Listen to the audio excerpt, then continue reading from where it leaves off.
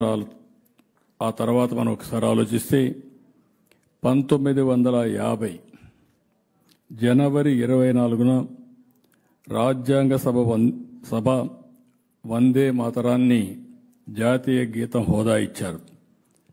ఆనాటి రాష్ట్రపతి డాక్టర్ రాజేంద్ర ప్రసాద్ గారు అధికారికంగా ప్రకటించడం, ఈ రోజుకి 150 సంవత్సరాలు పూర్తి చేసుకున్న ఈ సందర్భంలో మనం పెద్ద ఎత్తున వేడుకలు జరుపుకుంటున్నాం. ఏడాది పాటు వందే మాతరం ఉత్సవాలని జరపాలని మన ప్రియతమ నేత నరేంద్ర మోడీ గారు ఆకాంక్షించారు.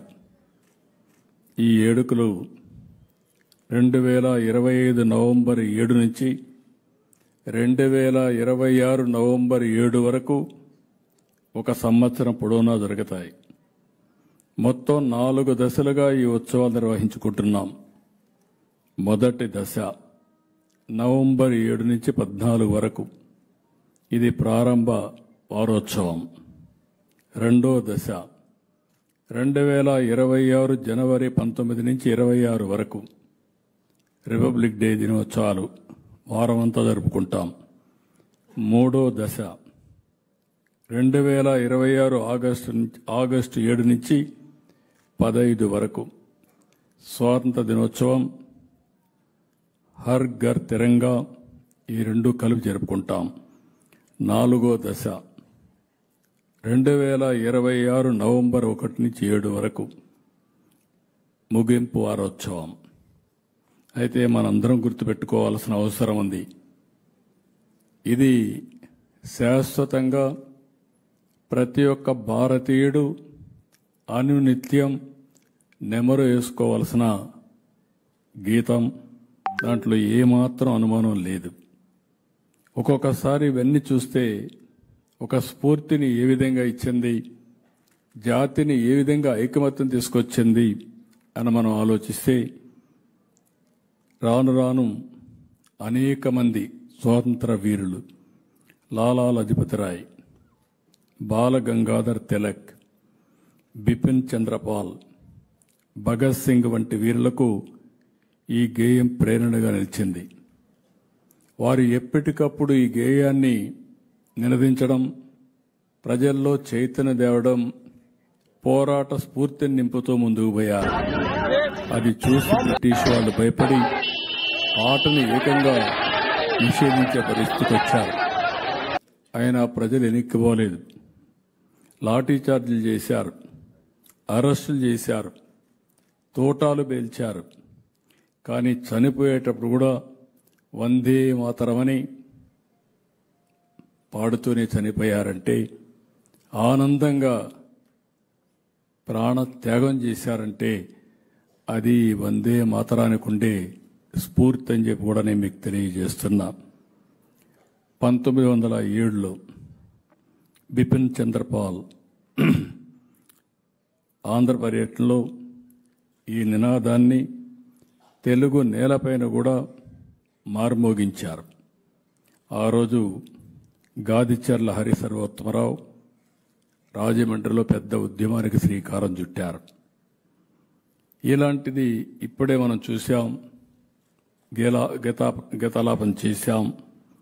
అందరం కూడా దీన్ని గౌరవిస్తూ మనం ఈ కార్యక్రమానికి అటెండ్ అయ్యాం.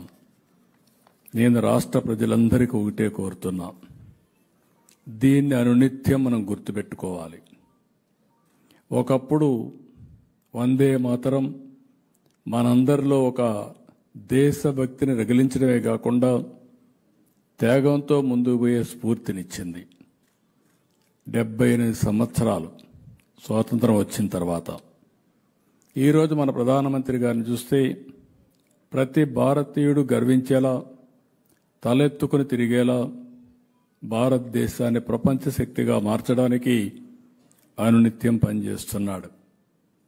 ఈరోజు మీరు ఒకసారి చూస్తే ఏ కార్యక్రమాన్ని తీసుకున్నా మన సంస్కృతి సాంప్రదాయాల్ని, మన పోరాటాలని, మన చరిత్రని ప్రపంచానికి ఎప్పటికప్పుడు చెప్పే కార్యక్రమానికి రూపకల్పన చేస్తున్నారు.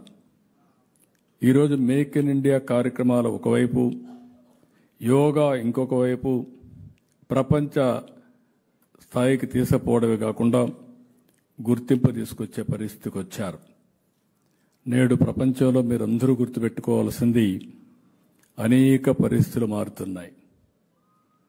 మారిన పరిస్థితులకు అనుగుణంగా ప్రధానమంత్రి గారు కూడా దేశాన్ని ముందుకు తీసుకుపోవడం కోసం అనేక కార్యక్రమాల్ని ఒక ఉద్యమ స్ఫూర్తితో ముందుకు తీసుకుపోవడానికి ఆలోచిస్తున్నారు. అందుకే ప్రపంచ స్థాయి ఉత్పత్తులకు మనం తయారు చేయాలి, ప్రపంచానికి ఒక గమ్యస్థానంగా భారతదేశం ఉండాలని మన ప్రధానమంత్రి గారు ఆశించే సందర్భంలో మనందరం గుర్తుపెట్టుకోవాల్సిన అవసరం ఉంది. ఈరోజు చాలా దేశాల్లో నాయకత్వం లేని సమస్యలు వస్తున్నాయి. నాయకుడున్న సమర్థవంతంగా పరిపాలించే శక్తిని ఇవ్వలేకపోతున్నారు. భారతదేశంలో సరైన సమయంలో సమర్థవంతమైన నాయకుడు ఉండడం భారతదేశానికి ఒక అదృష్టం అని చెప్పి కూడా నేను మీకు తెలియజేస్తున్నా. ఇలాంటి సందర్భంలో మనం గుర్తుపెట్టుకోవాల్సింది, ఎంతో మంది త్యాగాలు చేశారు. వాళ్ళు చాలామంది ఇప్పటికి కూడా మీరు చరిత్రలో చూస్తే ప్రాణత్యాగాలు చేశారు, ఆస్తులు పోగొట్టుకున్నారు, జీవితాలు మొత్తం త్యాగం చేశారు. అలాంటి త్యాగాలు చేసిన ఫలితాలే ఈరోజు స్వతంత్ర భారతదేశంలో మనందరం మనుగడ సాధిస్తున్నాం. ఈరోజు మనందరం గుర్తుపెట్టుకోవాల్సింది, వందే మాతరం అనే స్ఫూర్తిని అనునిత్యం మనలో తీసుకుపోవడమే కాకుండా దీన్ని భావితరాలకు అందించే బాధ్యత కూడా మనం తీసుకోవాల్సిన అవసరం ఉంది. ఎందుకు నేను ఈ మాట వాడుతున్నానంటే, 78 సంవత్సరాలు స్వాతంత్రం వచ్చి ఇంకొక 22 సంవత్సరాల్లో 100 సంవత్సరాల స్వాతంత్ర ఉద్యమాన్ని, లేకుంటే 100 సంవత్సరాల స్వాతంత్ర ఉత్సవాల్ని మనం జరుపుకునే పరిస్థితికి వస్తున్నాం.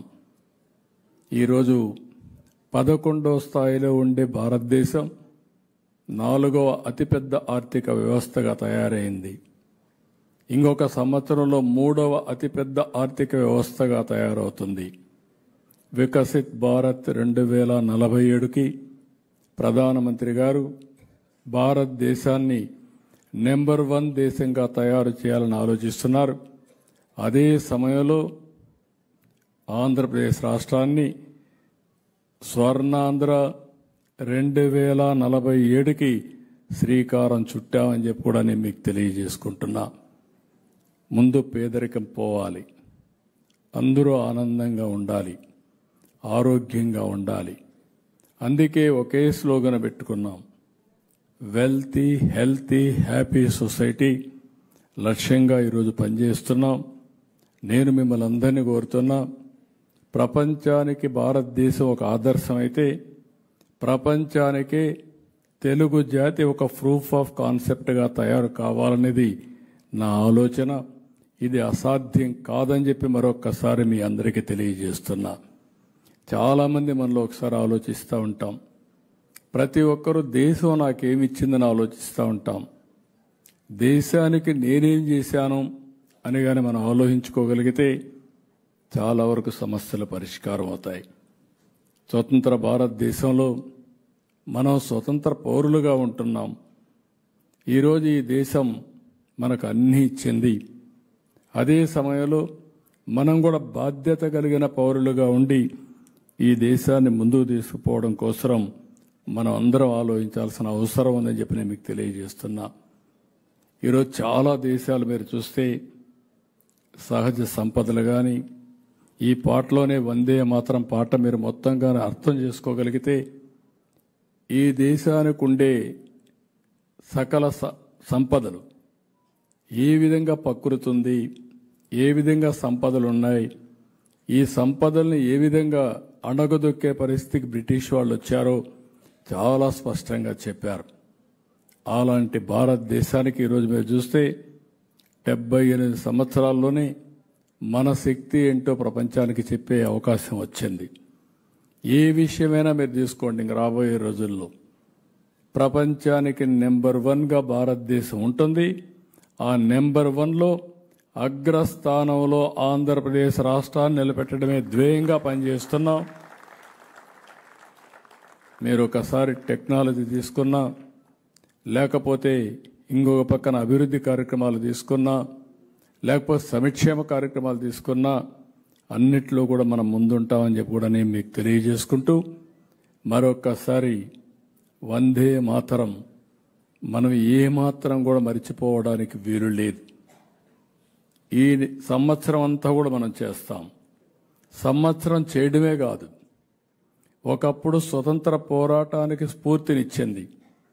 ఈరోజు భారతదేశాన్ని నెంబర్ 1 దేశంగా నిలబెట్టడానికి, అందులో కూడా ఆ నెంబర్ 1 దేశంగా ఉన్నప్పుడు ఆంధ్రప్రదేశ్ భారతదేశంలో నెంబర్ 1గా ఉండే స్ఫూర్తినివ్వడానికి ఈ వందే మాత్రం ఒక టానిక్గా పనిచేయాలని మనస్ఫూర్తిగా ఆకాంక్షిస్తున్నా.